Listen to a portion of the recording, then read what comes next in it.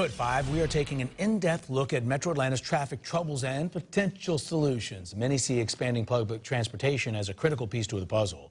Investigative reporter Aaron Diamant now dug into the debate over the direction.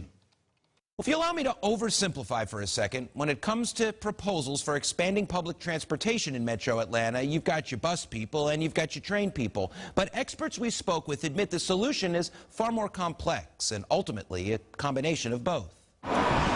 There's one thing just about every Metro Atlanta driver agrees on. Traffic here is hell. Pick your superlative. Crushing, crippling, crazy commutes, never more so than when the Interstate 85 bridge collapsed in March. I think there's definitely some changes needed. The catastrophe pushed thousands of people towards public transportation, mainly MARTA, but it also shined a great big spotlight on the system's limited rail footprint and often convoluted local bus routes. Well, I think one thing is clear.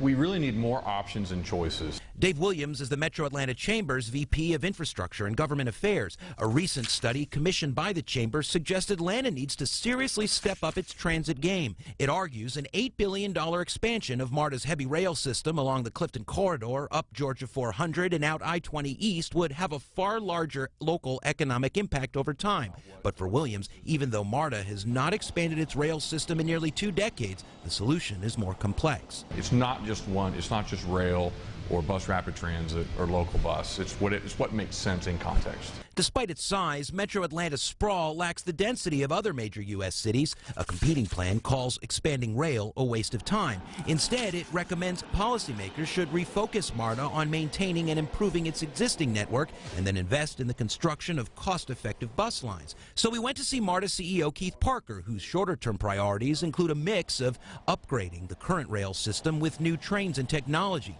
designing more efficient bus routes, plus what he calls local motion service. This is a very innovative new service where we're moving away from just the one-size-fits-all of the bigger buses and into smaller vehicles that can navigate in and out of neighborhoods much quicker. Though Parker admits the greatest legitimate weakness that people pointed out during the I-85 bridge collapse regarding public transit is that we simply don't go enough places, and our reach is not as far as it needs to be effective. MARTA expanded bus service to Clayton County in 2015, but historically, the biggest roadblock to any significant expansion? Cost. Still, last fall, Atlanta voters approved a sales tax increase expected to generate $2.5 billion over 40 years. Plus, surrounding counties and the state legislature have recently warmed up to the idea of mass transit. It could all add up to a more compelling case to compete for federal dollars. But for Georgia State University transportation researcher Joseph Hacker, the bottom line: the greater Atlanta region's not going to get smaller. I mean, it's only, projecting 1.5 million more people. If they start getting this coordination and this skin in the game going, then it becomes possible for the kinds of expansions that people talk about. Those things become reality, I think. Joseph Hacker told us regional transit agencies, especially MARTA, need to get to a point where they can make a legitimate public case that transit is a convenient option for anyone in the areas they serve.